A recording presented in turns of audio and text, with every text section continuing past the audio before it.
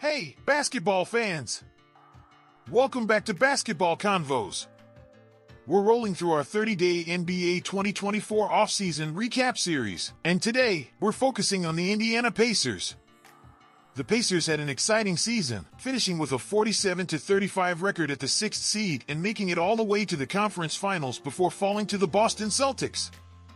Tyrese Haliburton emerged as the team's leader, orchestrating the offense with precision, while Pascal Siakam's presence as a two-way star added a new dimension to their play. The Pacers also saw impressive contributions from young players like Andrew Nembhard and Obi Toppin, who both stepped up in crucial moments. Despite their success, the Pacers ran into the buzzsaw that was the Boston Celtics and were swept in the conference finals. It was a tough end to an otherwise stellar season, but the Pacers proved they belong in the conversation of top teams in the East. But the big question is, can this young squad keep up the momentum? Let's dive into their offseason moves and see what's in store for the Pacers this coming season. The Pacers didn't sit back after their deep playoff run. They made some critical moves to solidify their roster for the future. The biggest splash of the offseason was re-signing Pascal Siakam to a 4-year, $189 million deal.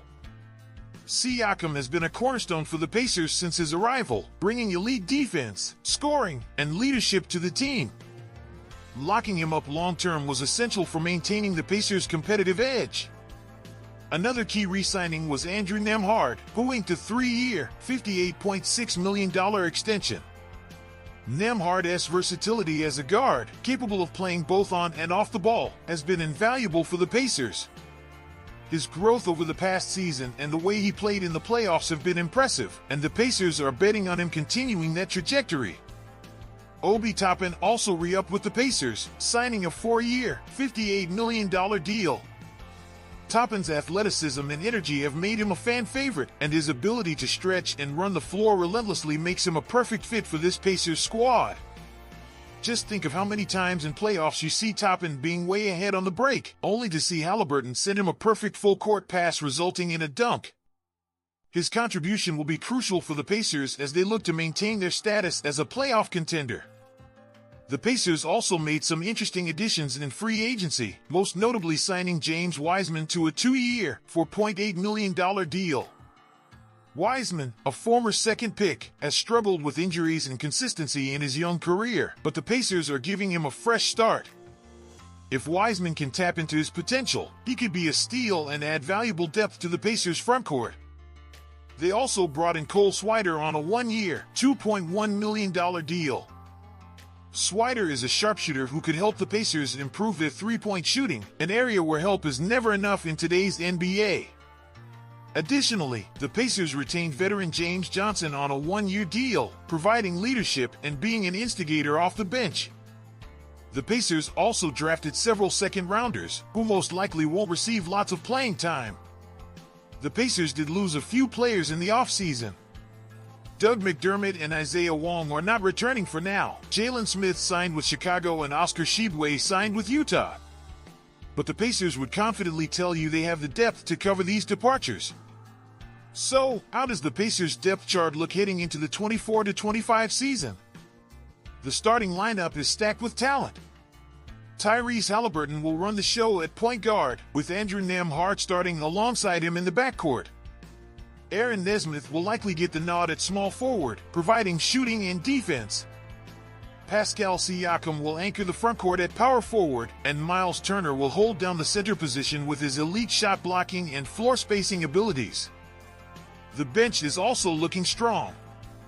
T.J. McConnell and Benedict Mathurin will provide a spark in the backcourt, while Obi Toppin and Cole Swider offer versatility in the forward spots. Isaiah Jackson will back up Turner at center, and there's a lot of excitement about what he can bring with his athleticism and energy. The Pacers also have some intriguing young players like Ben Shepherd, Jarris Walker, and James Wiseman, who will be looking to carve out roles for themselves. With this roster, the Pacers have a great mix of youth and experience with this balanced roster. The question now is whether they can take the next step. Tyrese Haliburton has proven he can be the leader, but can he guide the Pacers to consistent success? And is this roster complete enough to compete with the top teams in the East like Boston, New York, Milwaukee, and Philadelphia? There's a lot of optimism around this Pacers team, and rightfully so. If Halliburton, Siakam, and Turner can stay healthy and continue to develop chemistry, the Pacers have the potential to be a dark horse in the Eastern Conference. They have the talent, the depth, the coaching to make another deep playoff run. I would put the Pacers at around 45 wins considering the teams in the East all got better this offseason. But the Pacers would be someone no team wants to face in the playoffs. We definitely would see them remaining as one of the top points per game team in the league. The big question is, are these young Pacers the real deal, or was last season just a fluke? Only time will tell, but one thing's for sure, this team is going to be a lot of fun to watch. That wraps up our look at the Indiana Pacers offseason. The Pacers have made some big moves and are gearing up for another exciting season. What do you think? Are the Pacers ready to take the next step, or do they still have work to do? Let me know in the comments below. Don't forget to like, subscribe, and hit that notification bell so you don't miss any of our 30-day NBA 2024 offseason recap series. Thanks for tuning into Basketball Convos, and I'll see you in the next one.